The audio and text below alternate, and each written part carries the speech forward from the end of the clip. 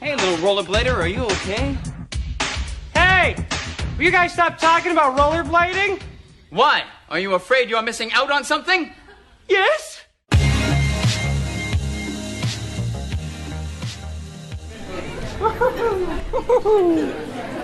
Oh my god. This is the shit, dude. Yeah. This is the fucking shit. Oh man, I've never experienced anything like this. Brian Shima's just playing guitar, hanging out, man. Playing guitar and we're hanging out.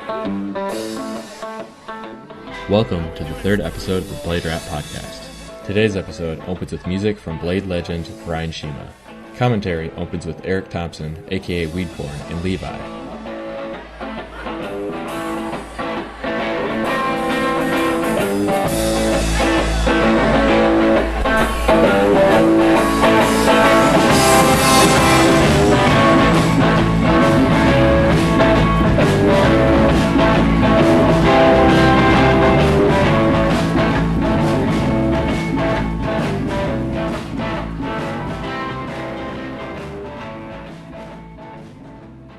It's been a very long and amazing weekend, so let's start from the beginning. Our adventure begins with Levi joining the Portland crew for a stroll up to the old watering hole. I wanted to welcome Weedporn and Levi to this episode. Both serve as sort of the hype man of their blading scenes, San Francisco and Portland, Oregon, and both share a common thread in their life, bud tending and sharing positivity. In today's episode, we talk about positivity, bud tending, reminiscing about the Northwest Shred Tour, and skating some fucking phenomenal skate parks. I want to thank all the homies that came out for welcoming the good vibes for Levi. David Witt, Weedporn, Dustin Jameson, Aaron Powell, Megan Peterson, Cannon the Husky, John Copeland, Stephen Babcock, Travis Stewart, my boy Billy Slapshot holding it down in Newburgh, Shane McClay, Greg Tuthill, Steve Duraza, and Carlos Bernal. Music from this episode was recorded live and is provided by Brian Shima's band and a gang of rollerbladers. Getting served by rollerbladers. Shane McClay is bartending that day? Yeah, dude, it's fucking good. I mean, you guys live in the city, okay? Like, I show up here today, and like, me being just a random person, like, trying to connect with rollerbladers, I landed, I go, I get a tattoo by a rollerblader. He's not connected with you guys. Then, I go to get a drink with other rollerbladers, not connected with the rollerblader that's serving us the said drink because he rolls with other people. But then we come back, you know, and like we still like. I mean, it's just like it's crazy, man. We all like support each other and shit, but like yeah, it's kind of in little subcultures out here. Serve you a bag of weed. yeah. Go see Eric and like he served me weed and shit. Like I just love it. Like went to go see Eric to get. Yeah. Like immediately, like I fucking landed, like went to go see Eric, wow, and then like got tattooed by Dean, and then probably like the most excited conversation ever. You and Eric. Eric, bro. It's tough to see. No. Hype men meet, and it's just best thing. The two hype men meet, and we only have 5 minutes to smoke weed. So we are literally chatting and smoking weed for fucking 5 minutes, maybe physically together. Like it is the fastest, stoniest conversation ever, basically. Levi, super juiced about his adventures in town, buys the crew of 4 around for a whopping Portland bar tab of $12. The world truly works in mysterious ways, and nothing was more fitting than the Portlandia theme chiming in as we walked into the bar. He wanted a PBR. Thanks, homie. Dude, hell yeah. Chick. Woo. look at this guy. 11 big ones, I know. This ain't Bay prices, huh? Telling you what, dude. What was that? $12 buying the homies around? Pretty much, dude. My dear, keep the change, please. Thanks so much. Thank you. Much appreciated. So we're at Bar Maven in Portland, Oregon, and it is homie Levi's birthday. Happy birthday to me. Cheers, buddy. Cheers, guys. Okay. Aaron, we got the Portland song playing behind us. Dopeness. No big deal. This scene opens with Weedporn joining Aaron and I at our house in southeast Portland. We prepare ourselves for a perfect session at shaded Robinwood Skate Park. But before we split, I wanted to share a sneak peek of my podcast with Weedporn and get him a little hyphy for the day. What's up, dog? Wait for the laugh. What's up? The two fucking cats today? Yeah. Oh, man. What's up, Yoko? Closer, these. Oh, this is drive this. Dude, this is like the most amazing setup I've ever seen. Yeah, it's really fresh. Wanna play? Hey, what's up, man? How are you? Ready to play? Yeah, fuck yeah. Hey, come here for a second. This is the setup. I wanna have you check something out. Dude, this is the setup. Yeah, check this out. Oh, man. Good to be here. Good to be here.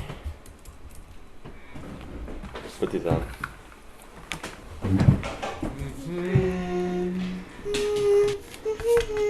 Oh, man.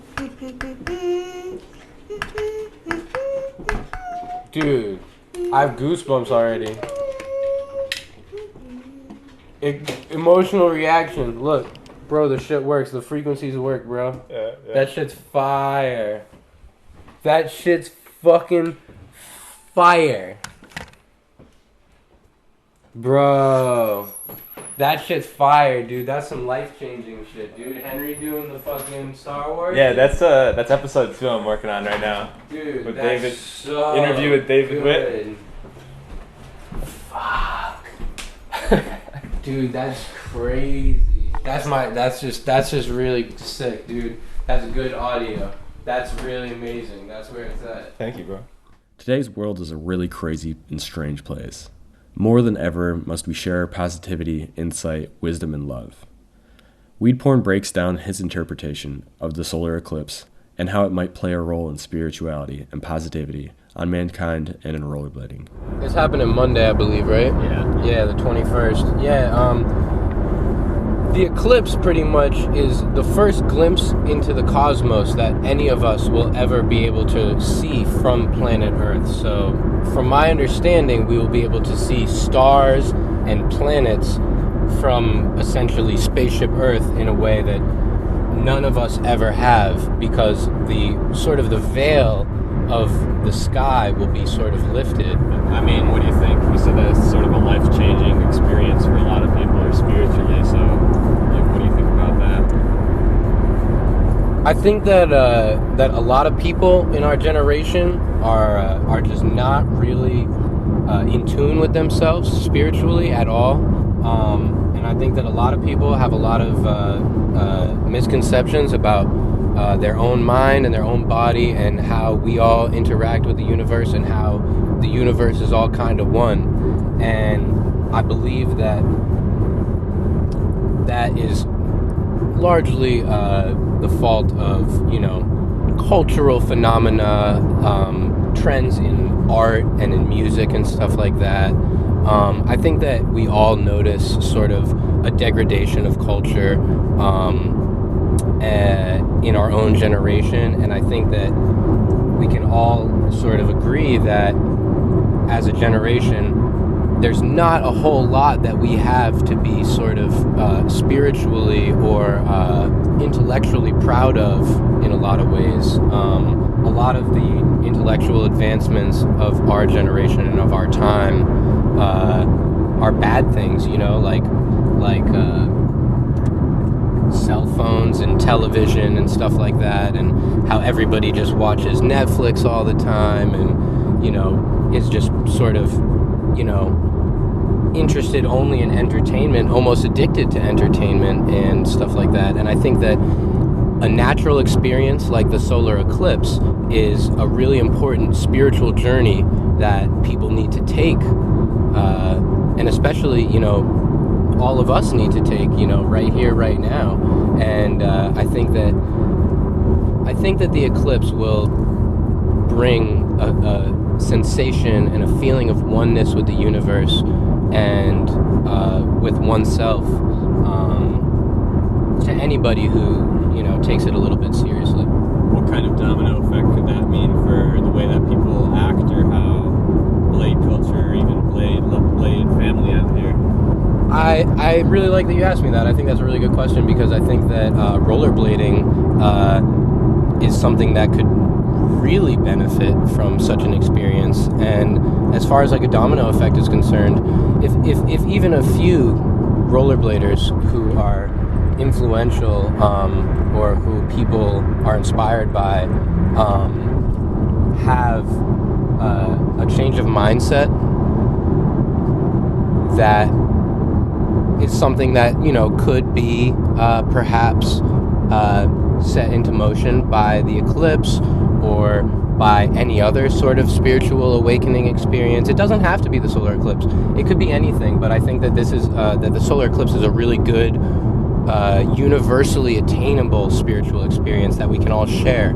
So I think it'd be really cool to see like a bunch of bladers get together and, you know, experience the event together, and maybe see what it does to your perception of yourself and rollerblading. And, you know, it's sort of like you know, how I believe everybody needs to understand how they fit into society and into the universe and into, you know, being a human being on Earth as a whole, is the same thing as rollerbladers all needing to realize what role they play in rollerblading. Every rollerblader is extremely important. The kid who asks his mom and begs her to spend her hard-earned money on products that are sponsored by companies and other rollerbladers, all the way up to the professional rollerblader who has no interest in doing anything with their life but rollerblading, and they still want to be that pro rollerblader and get those checks directly from rollerblading. People have companies like John Julio, any rollerblader who's producing content, who's making art, who is loving rollerblading, who is making a magazine like Robbie Pitts, anybody who's doing anything like that, in my opinion, is an extremely important rollerblader. So every single rollerblader fits into rollerblading and is a part of rollerblading. And for that, I say thank you to everybody who rollerblades. And I think that we all just need to appreciate each other. And I think that, you know, rollerbladers like Danny Beer and like Joey Gary, Todd McKinnery, and, you know, the mushroom blading guys, Leon Bassin especially, those are people who have, you know, for lack of a better term, a more aware, conscious perspective on rollerblading and the universe. And I think it's really great to see people like that finding success and finding people who are inspired by their work. I think that they inspire us and we inspire them. And I'm speaking about all rollerbladers all the time. You know, we all inspire each other. And I think that the solar eclipse and I think that the shift in rollerblading culture, the growth of power blading and, you know, mushroom blading and freestyle rollerblading and aggressive skating, and how they all have, you know, this sort of beautiful collaboration together. We should all get together and get coffee and watch the eclipse. Blade family would be super dope. Yeah, I think that sounds like a really good idea. Another alternative idea, and I'm just going to fantasize this idea in my mind for right now, but, you know, there's going to be millions of people moving or visiting Portland. How dope would it be if there was like a place that had a view that you could hill bomb, and so that like millions of people would be watching the eclipse and blading at the same time, and their minds would be blown, and they'd go like, blading, I need that in my life, and that would just shift everyone's fucking mind. That is exactly and absolutely the kind of ideas that I love to see being spread in rollerblading. And, you know, I think it's a great idea, Brad. I feel like Drew Humphrey would be down for that. Yeah, absolutely, he would. I need to reach out to him and have him do that. Yeah, I think a lot of people would be down, and, you know, Levi's going to be leaving town, but there's a lot of people who would be down, and I think that sounds like a great idea. It'd be really cool to see a lot of people who were in perhaps a more open-minded sort of mind state be exposed to rollerblading. I think that's incredible. We record this interview on our way to Robinwood Skate Park. Weedporn elegantly describes the power of simplicity. Robinwood consists of 5 small obstacles and is tucked away in sort of a wooded park area. It truly is a gem and one of my favorite skate parks. Weedporn breaks down the power of simplicity, boredom, and creativity. Aaron, you skated Robinwood before, right? Yeah, this is going to be like my 4th time, I think. Yeah, it's pretty basic, but it's No, I'm really excited. Super tiny, dope park. All you need. It's a good first spot. And it's shaded. I know. So, dude, yeah, I've never skated a spot that's like just like 2 obstacles and like trees. That's like the simplicity that my mind needs to rollerblade. It's super fun, perfect angle iron stuff, and once you get like 5+ rollerbladers, you kind of take over the whole park. So that's also a plus. So that's like what rollerblading is all about for me, kind of, is trying to like simplify and trying to like not be distracted. So like I find that like if the park's crowded, I can't skate. But if it's empty, I can do whatever I want because it's like an artist with a canvas, basically.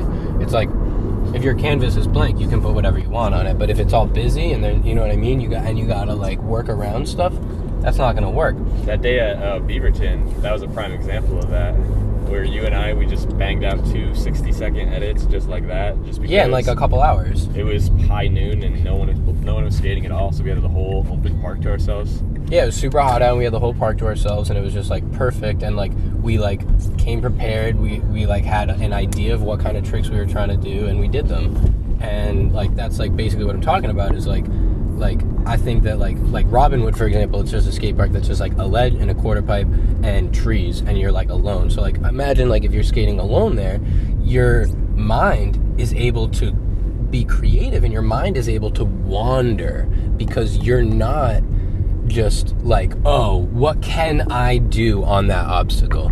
There's an obstacle that you can do any trick on if you set your mind to it. And that's exactly what's going to happen, is your mind is going to just crawl around and kind of figure out what it's trying to do. It's going to work a few things out, and it's, you know, you're going to imagine yourself doing some tricks.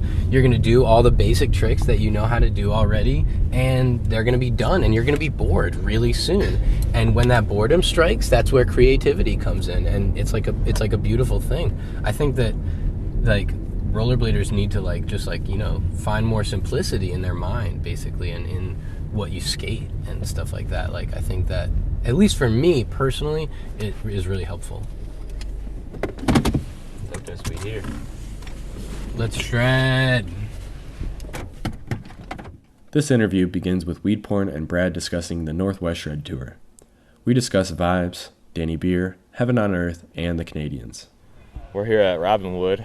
This park is super sick, like very majestic, nature, good spirits, good vibes, right?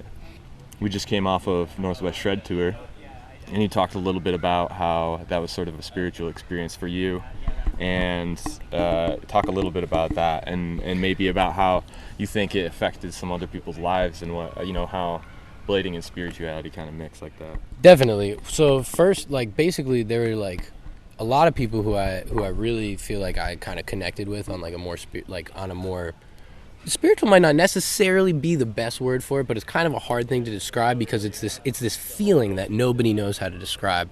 It's just, you're just vibing with someone. So I guess I'll say that from now on.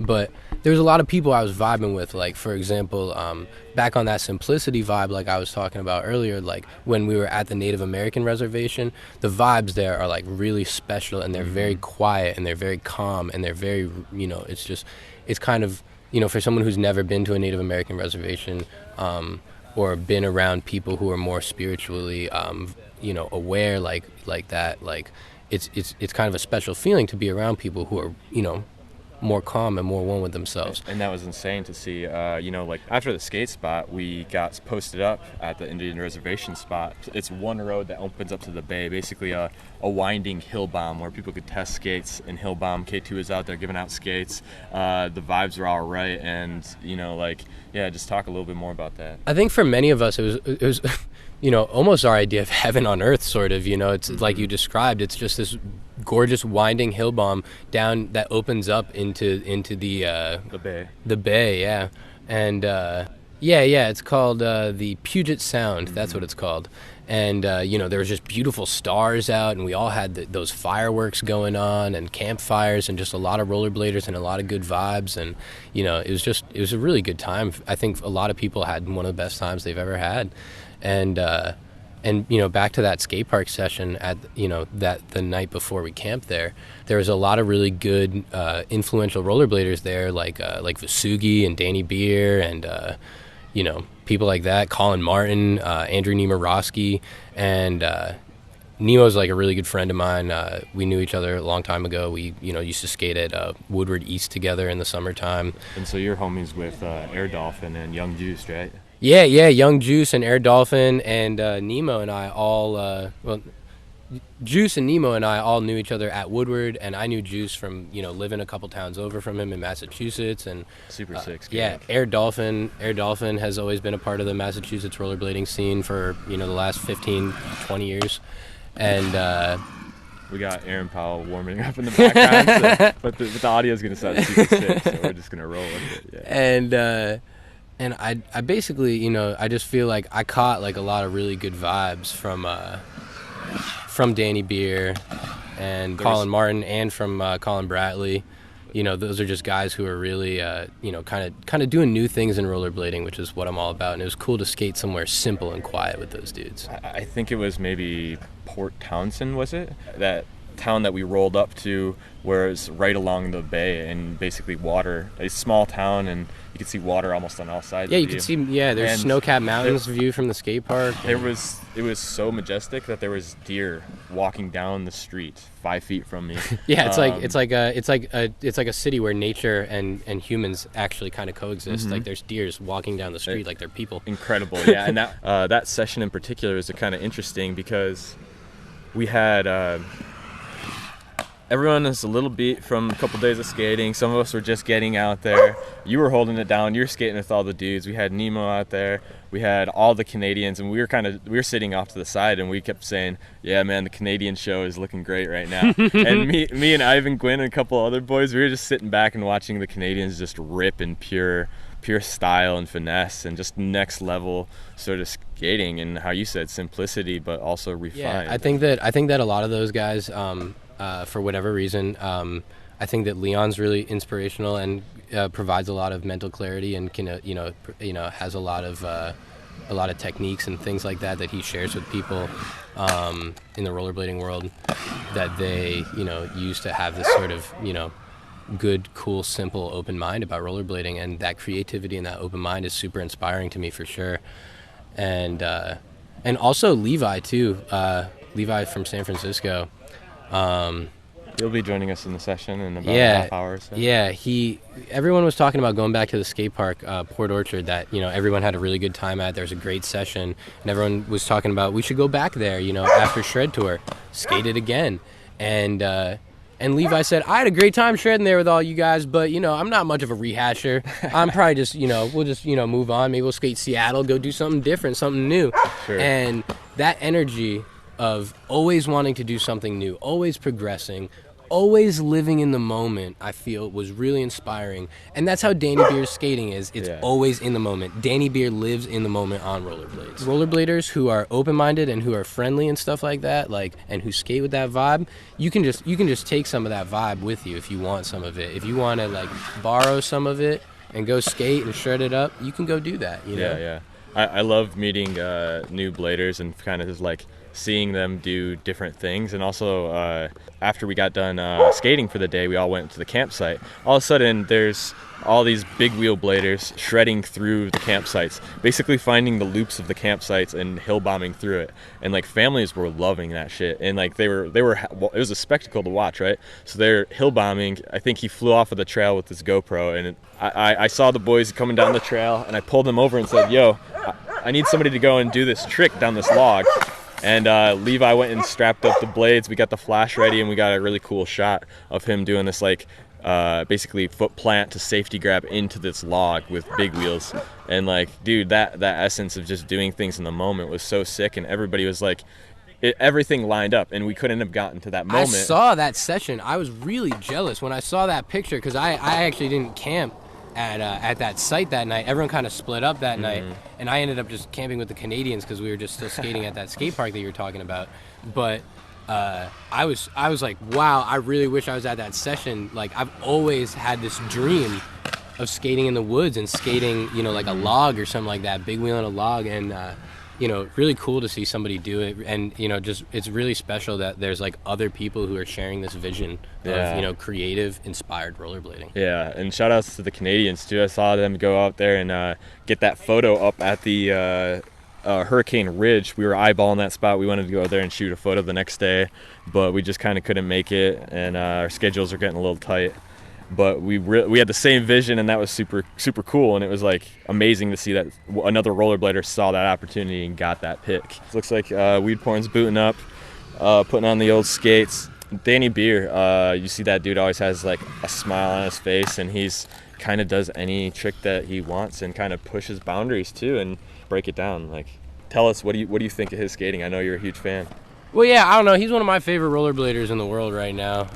That's true, honestly. You know, like I genuinely really love all the tricks that he does on rollerblades, and like it's really cool to see. Like, I feel like, I might be, you know, it seems like he kind of inspired like Sean Keane in his new section a little bit, and vice versa. You know what I mean? It's hard to tell at this point because everybody's so inspired and everybody's doing this new shit now, and everybody's, you know, feeling this cool, simple, open-minded vibe. But yeah, in my opinion, I think Danny just kind of lives in the moment on his rollerblades. That's what I see. He you know, instead of thinking, oh, can I do that? Should I do that? He just does it. Yeah, incredible, sick. Well, let's skate. Tight. Greg Tuthill laces a true spin fish brain to forward on the tip of a square flat rail. As Levi describes his classic Solomon blade setup with a modern spin, and David Witt shares a few blade stories. Took out the sole plates, shaved down all the nubs, and then the shadow plates on and stuff. Nice. They don't sound the best, but I got some custom plates being made right now by this guy, Daniel Wackelbanger. You've seen his stuff? Yeah. He's like actively like pumping out like numerous like colors and stuff. Right, what are you doing? What color are you doing? I'm gonna do a bunch of them, man. Whatever he lets me buy from him and shit. Great. Dude. Like, yeah, I keep seeing him dressing up like, just have a nice pair of red sole plates you put together. I just love that people are just like making their own shit and like just like doing soles and like just, I mean, it's great. This is the time, man. This is our underground period. Like, yeah. This is where everything gets refined. This is where like rollerblading starts looking really great. And when people see it again, they go, what the fuck is going on here? Like, what are we looking at? Never did I think like the tricks that we'd start doing, like these used to be goof around tricks, but now they just make so much sense to me. And like, if you would tell me like, yo, you're gonna be buying Solomon boots in a few years, I'd be like, what? But no, I mean, it's like, yeah, it's just weird where we're at in sport, you know? Dude, I bought, way back in the day when like real life started happening and like I was skating less and less, I bought like Solomons as kind of like my little farewell. Like, I'm gonna have these just to have. I can drag them around with me. They'll always be a good pair of skates. Yep. And now, man, like 10 years later, still going. That pair of skates is still going. Yep. When you put these on too, something about this cup, and I mean, they don't have that forward flex. These bolts right here are everything. Right. And I mean, then they got the lace lock system. I mean, seriously, this company fucking had some shit down. Like, they knew what they were doing, you know? They do, you know? What better than like a ski company to make a rollerblade, dude? I mean, you know, K2 does a good one. I was gonna say, I wish K2 did a little bit better job, but it's all good. K2 has just always been the light skate, and it just falls apart, and then you just buy new K2s. Yep. Like, they're not. I'm riding the Sotos like just for speed and everything, and I just keep sending them pictures of brownie faces because like my straps are undoing and like the axles, like everything is like it's not meant to do anything. Right. Like as soon as I wall ride and shit, everything just starts falling apart on him and shit. It's like, what the fuck did happen? Like, I'm not even like doing anything. Absolutely. It's like I'm a wreck skate. And it just like breaks. Right. No, it's a good time in blading right now, man. Yep. Let's all come back around. It's not a resurgence by any means, but yeah, just a little bit of a. Right, but I mean, here's the deal. Like, it's never stopped for me, dog. Plenty of parts available. There's plenty of people that are stoked on it. So like, we're good. Yeah, we're good. Who cares if ESPN ever comes back around? Yeah. Who cares? Well, it's like, I mean, Mountain Dew ain't good for you. Well, I mean, I'm just doing me. I've always been doing me. I mean, I'm pretty sure that's why we rollerblade. It's because we never really cared what like anybody, you know. So boom, just keep blading, I guess. Outstanding. So, last 2 times I went to the park, I'd roll up like just early morning solo sessions, and you know, you'd see like a skateboarder, you know, cruising around, and first thing I'd do is put on my skates, start skating around, and then this guy kind of scopes me out for a minute, and then they go right up to me, 2 separate guys on 2 separate days, and they're like, dude, I got blades in my trunk, man. Let's fucking do this. And they came up all stoked. I mean, they were like, you know, little baby giraffes putting them on and like getting into it. No, full aggressive, dude. Like Valos, man. Like the full deal. It was good times. I love how they were like ashamed to put them on. It's just a scary thing, man, when you feel like you're alone. And they see David Witt ripping and they go. I basically, I had a kid to come to us at Wednesday Night Skate. And he's like, oh yeah, I used to blade in Detroit and everything. He's like, but get this, he was already kind of like weird because he was like part of a church group, so he was already kind of being molded and stuff. But basically, this church group he was with, it was like a skateboarding church group. They were in the city for a while. Skate for Jesus. Basically, they made him throw his skates away. Get the fuck out Like, of but I'm here. like, oh, it's a church group. Like, oh, I guess they probably would do something weird and fucked up like that, like make you completely just drop something. So he basically was like, yeah, I really like, I don't want the guys to know that like I'm into it or anything like that. I'm like, dude, just come here on Wednesday nights. It's all good. What is this, a pray away the rollerblades camp? I basically, and so like I assembled a pair of Volos and stuff for him. Like I gave him my Volo lights, like basically a $300 setup. Yeah. I gave it to him. Didn't see him ever again. Fine. But it's cool. Like Who I mean, knows? he was happy. He got the blades. You know, maybe they made him throw them away. But he definitely he was stoked to have them in his hand and skate for a night. And he was doing shit. Like I mean, it came right back to him. He knew like What was his name? no idea. Some random little Aaron. That was his name. Aaron. Okay. No. Where are you from, man? Born and raised North Dakota. Okay. But I'm in San Francisco right now. San Francisco? Yep. Cool. Hell yeah. Been there for like 2 years. Nice. Levi and Brad sit down at a transition at Westland Skate Park. Westland is a dinosaur skate park in the Portland region. It includes pockets of gnarly bowls with pool coping and an exterior of downhill practice spots. It's a wasteland of scooter kids and a cement pour that looks like the engineers had a science experiment. I truly love the skate park and have a great time every time I visit. Before Levi and I boot up, we chat about the adventure so far, Portland blading, the Northwest Shred Tour, contributing to blade culture, and what this epic weekend has to offer. So I'm sitting here with my friend Levi. Levi, tell us your full name and your Instagram handle and where you're from. Levi Sebastian, Doom666 rider on that IG, coming from San Francisco. Sick. What are you in town for? Coming to see you guys hang out. It's your 30th birthday. Yeah, 31st actually. Yeah, so basically got tattooed by Dean Coward. Seeing you guys, gonna go check out Shima's band tonight. Just a rollerblader pilgrimage, basically. Shima and Mike Elias. Mike Elias as well, dude. Ooh. 2 blader bands tonight. Mobbing out with a bunch of wacky Portland rollerbladers. It's gonna be incredible. I hope those dudes are ready for it too. Yeah. One of my favorite times was about 2 or 3 years back. Me and the Haunted crew, we all went out and saw a Danny Brown concert in Grand Rapids, Michigan. So there's Such a fucking. there was Josh Jones, Derek McClain, Mikey Blair, Adam Niamara. Oh, people wow. people might know some of those names. As for good blading and artwork and such in Michigan. What a good lineup to take to fucking Danny Brown, dude. And yeah, those cats used to be all my homies. Rest so. in peace, 616 for sure. Yeah. Well, Mark Vanderbo is on the bigger and better things. He owns Halo Supercars. Which is like shit. it's a accessory company to customized vehicles. So he actually has his own garage to all of his people. He's making that money. He actually has, like, if you go visit him at his warehouse, he still has all the 616 apparel, like one of each. He still has the one of the ramps, and he still has like the apparel. So super dope. If you're At ever least in, he's holding on to that shit, dude. Yeah. That's awesome. Yeah. And I mean, one of those people that obviously, I think that's a lesson of blading. It's like sometimes people's careers, you got to step away from blading, and he have a career. He took all those skills, from marketing and building a company to doing it for real. So I always hope like John Robinson has like a pair of every like scribe item, too. I just hope and wish. Yeah. How's everything treating you here in Portland? Man, everything's great. I mean, I made the pilgrimage up here just to hang out with you guys. You have a really solid crew here, man. And of course, like this isn't even all the Portland bladers. It's just like what I know of the Portland bladers, Yeah. But yeah, it's just positivity, man. That's all I want. So I make the plane trip for you guys. Sure. You guys are really lucky to have David Whitman here. I mean, it was like just skating with him today. Like, really solid, just dad blading going on there, man. Yeah, for sure.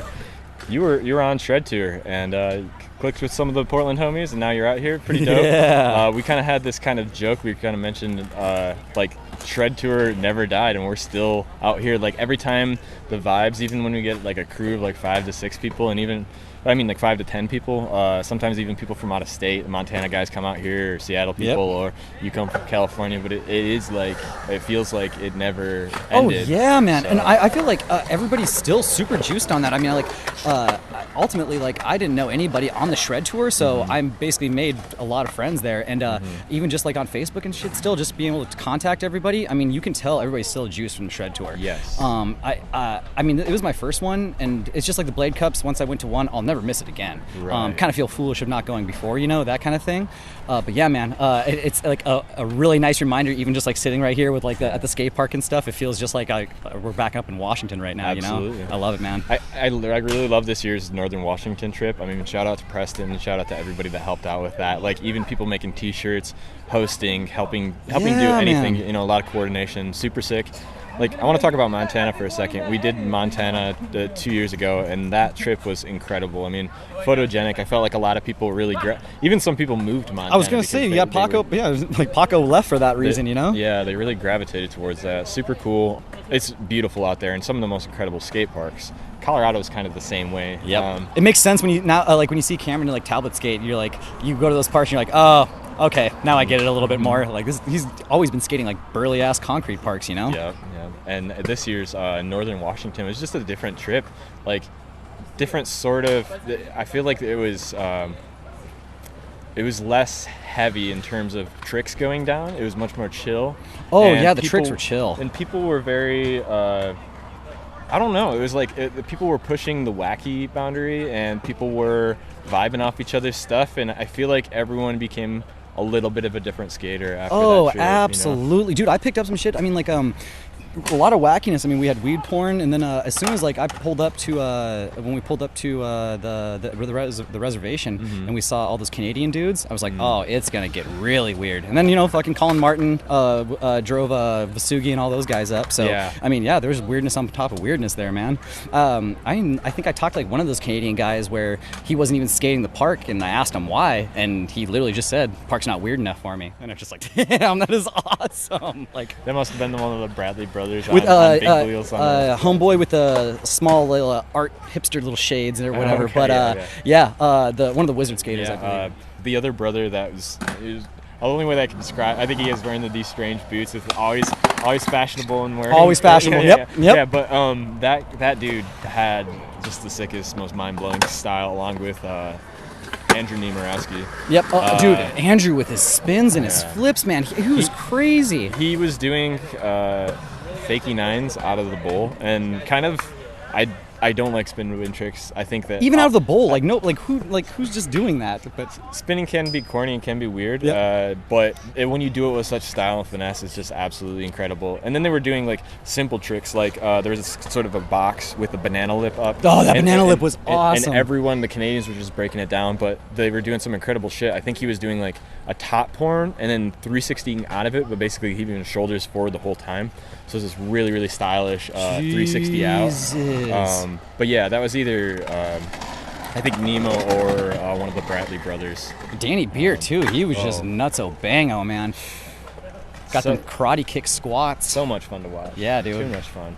I mean, that's part of like blading for me, especially during the shred tour. You know, get to skate a little bit, get to meet some friends, shoot photos, and then just draw inspiration. Like, we were just sitting there watching and soaking it all in. Yeah, dude. You know, like, I mean, there's that part of like gromming out too. It's just great, like getting to meet everybody, you know. Yeah. And, I mean, even like just like your Instagram, dude. It's just nice to meet the people that you've been like talking and getting juiced from for the whole year, you know. Right. And that was a lot of it. Like me just like walking up, and I take it like as an adult grommet, where I walk up, instead of asking for an autograph, I just walk up and be like, man, just thanks for doing you, like, thanks. And I felt like everybody received that really well. There was no like weird, like everybody took the compliment very well there. It's good to promote those good vibes too. Yeah, man. Really I mean, when you land a trick, I'm gonna say fucking hell yeah. If you don't land it, I'm gonna probably give you kudos on not dying. You know, I mean, there's always a good reason to be positive, man. Right.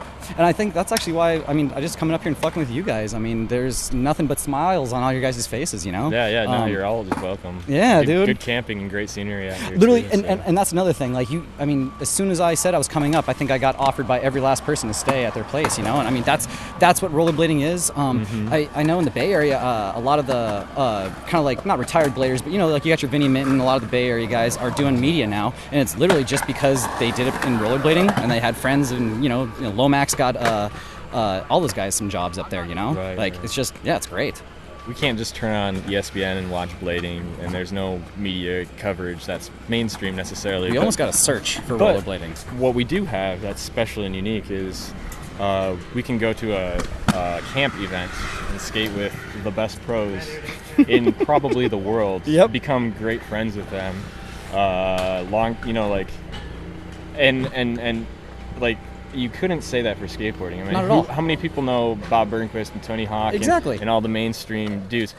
That's what's special, man. I feel like, I mean, like, so, I mean, there's goods and bads, like, with, like, where our sport is right now, but, like, if I'm looking at it, like, in my selfish, like, what I want and, like, what I need, I'm really happy that the sport is so mellow right now where I can do exactly that, you know, like grom out, be with the exact skaters that I watch in the videos, you know, and even, like, the old school guys, like, just being able to, like, see the legends, you know, like, it's... You know, it's weird that our sport's so small, but I'll take it for that, man. If that means I get to hang out with the legends and, like, get juiced off it, cool. I guess, like, I'm juiced, you know? Just got to take the good with the bad, you know? Just make it happen. People got to not take that for granted with blading. You know, you can meet whoever you want. You can crash anywhere you want, travel the world blading. You can do it smartly and do it forever if you want. Dude, Rob Guerrero is definitely kind of doing that. Yeah. I mean, he isn't traveling as much. I know he's kind of, like, more in the Bay right now. But I mean, fuck, like, the last, like, year and a half, Rob G was everywhere. You know, you just see him pop up everywhere. I kind of hope that for myself later on. Maybe just, like, stack that cash and just start doing the blading pilgrimages everywhere. You know. Yeah. You would take a small industry over a big one because of the things that it rewards us for. I mean, if I can have it more personal, absolutely. And there's even we've hinted at that relationship a little bit. Mark Vanderbo, you know, he made a career off of blading. Yep. We're about to go see Shima and Mike Elias. Yep. You know, artists, musicians, photographers, videographers. Time and time again, blading, it's not just about blading, but it's all the culture that comes along with it. So, well, we all don't blade all the time, so all of us got other shit going on, you know. And right. I mean, it's like it's not even like a fallback. It's just I mean, you know, with Shima not even able to skate anymore and everything, it's just, you know, at least you get to still express yourself in music, you know, and have fans. Yeah, dude. I mean, I don't even think those guys know how many bladers are going to be there tonight. It's going to be weird. Great. Yeah. I hope I have my audio recorder and, like, can get a sound bite from them. Like, that'd be super dope. Luckily, I have my super dope fanny pack that I'm really excited about. It's a custom dark black denim. Brad Oss's crotch studio. It has a custom Jaguar in the middle of it. Picked out the fabric. Shout out to Ivan Gwynn and his girlfriend. His girlfriend Jess does amazing just fabric work and stuff, and she made this custom fanny pack for me, so then I can carry around my podcast gear and wheels and all that stuff, you know. Oh yeah, we got more bladers showing up right now. Speaking of Megan. Ooh, hell yeah. Oh, and Copeland. So now we got a Husky, and we got Copeland, and we got Megan Peterson in the house. Some good Oregon shit going on here right now. So we talked a little bit about this yesterday. We had a great time at the bar. We were talking, chatting about positivity and such, and just sort of like what people can do for blading, and I want to talk a little bit about that for a moment. You know, I'm trying to do my thing with me and Ivan Gwynn are shooting a video. I'm doing a photo project that'll be in print and available for PDF and such. Really excited for that. This podcast, of course. But besides that, not everybody's like into media or has the money or the skills to do that or whatnot. But like, let's talk a little bit. Hey, oh man, that is Cannon. That's Cannon the Husky. She's always super juiced. Whenever she sees somebody she knows, so just wigging out. She misses me in Levi. Oh! Whoa! Travis doing a crazy hand flip. Yeah, reacting to it. So yeah, let's talk a little bit about like positivity and what you can do for blading. I know that even like weed porn, he's got that juice factor going on. Juice factor, but also he's a bud tender, and he spreads, you know, tries to help people out essentially with weed and medicine, and quite honestly, he's very, very passionate about helping people. And so that's another thing. Like, you don't have to be into you don't need to be into media or anything to go and contribute to the culture of what we do. Oh, absolutely not. So let's talk a little bit about that. Yeah, man. Actually, me and weed porn, we're in like the same industry and everything. Like cannabis, it's just getting crazier and crazier. And I feel like, especially like with rollerblading and stuff, I know like we all do our stretching and shit, but you know, a lot of us have cannabis involved, and it probably helps us with blading and shit. You know, also just helps with a little positivity there too. You know.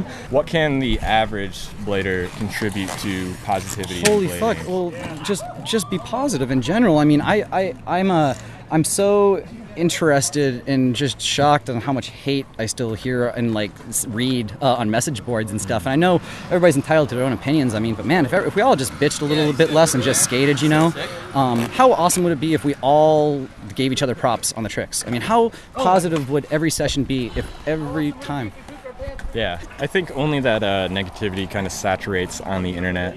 You don't see that face so much. Well, yeah, because if you're the negative guy at the skate park, it would be a fucking ask you to leave. You'd be popped in the face, you know, if you're talking shit on everyone, you know. Yeah. So yeah, but there is no Team X Blades. There's no Team X Blades. Thank God, dude. There's not the bad guy. Any hopes for the next couple days? I just hope to keep shredding with you guys. Fucking thanks a lot for the hospitality here, man. Yeah, no problem. Fucking Portland's got a lot of good bladers, and I don't even know them all. Don't know anybody, you know. It's great. Yeah, thanks for doing this, man. All right, let's put some blades on. Dude, fuck yeah. No, you're getting a fucking squeeze. How you doing? I know you. I know you. Oh, I know you too. This is crazy. I'm cute. I'm so juiced.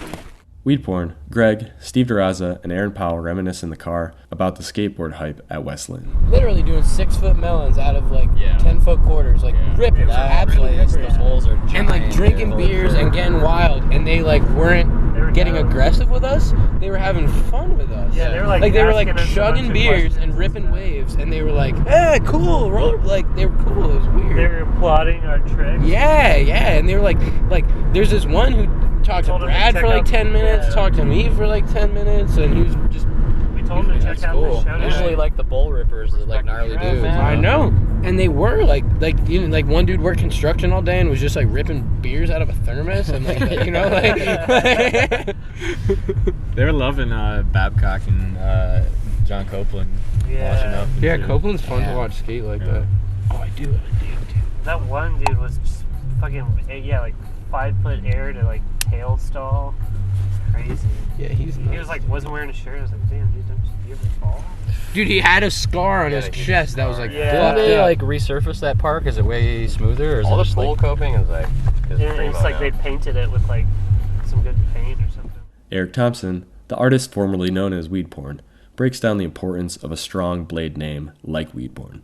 I changed my Instagram handle because I wanted people to start using my name because everyone just calls me Weed Porn, and it completely backfired. And everybody, Call you more than ever. yeah, I know, like I feel like we need to have a petition to get the name back or something. Like, Yeah, dude, no. your fan club, man. Yeah, I like would put it back, I guess, but like I think I tried to switch it back because I realized that I made a big mistake like right after I did it, Yeah. and I was like, fuck, because like Jeff had just filmed that edit of me where I like got brand new white Colts and like Right. he filmed for me, and I was like, I changed it before that because I was like, I want people to see my name. Like this is like could this might see be the that, though, biggest yeah. edit of me that ever. Like you know what I mean? Like Yeah. I never thought this would happen. And so I was like, I want people to see Eric Thompson. And then I realized everyone's not gonna know who the fuck it is. 'Cause they know. also, like your name's kind of generic. It could be anybody. Right, But weed right. porn, that's branding, dude. I Like know. people will go, oh, Yeah. weed porn. You see that hot shit weed porn stuff? Yeah, Dude, I know. you I gotta are get on weed it. porn. I Most know, people I just know. like saying weed porn. And like how I know. Yeah, I did too. It just rolls off. Say what up, Yeah. weed porn? What up? Yeah. Eric Thompson's kind of hard to say. Yeah. So yeah. C and Yeah. T. Yeah, man. This scene welcomes Levi's 31st birthday with a very special evening. The final scene of today's podcast ends with blues rock from the one and only Brian Shima. The second band, not recorded, also featured Mike Elias. Shout out to the blade legends that make our culture so rich and beautiful. The whole crew was hyped to see and support the blade legends. The crowd, or rather civilians, loved the blader band as well. Levi, Weed Porn, and I stand in the front row to enjoy our beverages, celebrate the perfect weekend, and rock out to some truly amazing American blading rock and roll. Enjoy, support, and follow Brian Shima's band, Skookum. That's Skookum. Unreal.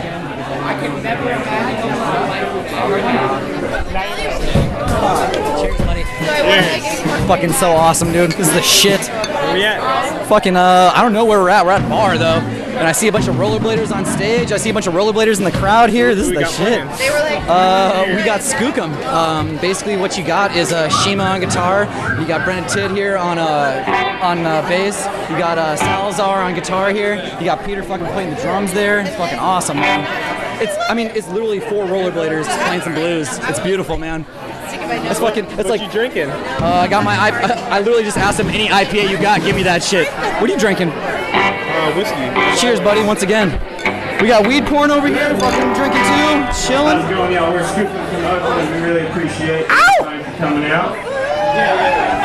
We very much appreciate being here at the World Thirst, and in the presence of our favorite Mr. Michael Hurley and Denver. We're big fans, so we're real happy. Give it up one more time for Mr. Michael Hurley, please.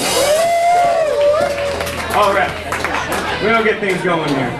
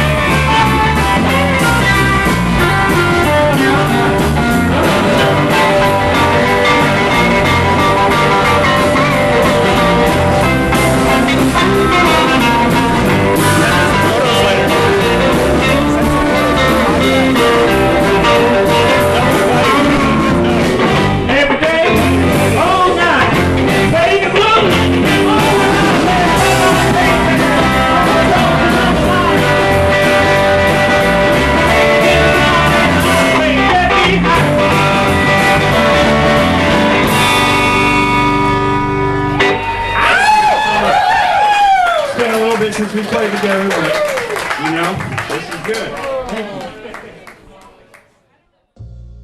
Thank you all for listening, and thank you for being a part of the Blade family.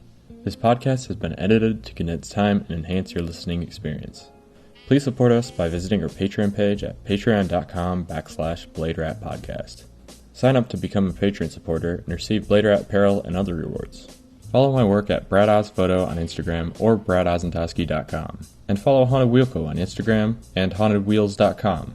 Please continue to support local, support blading, and keep the passion alive.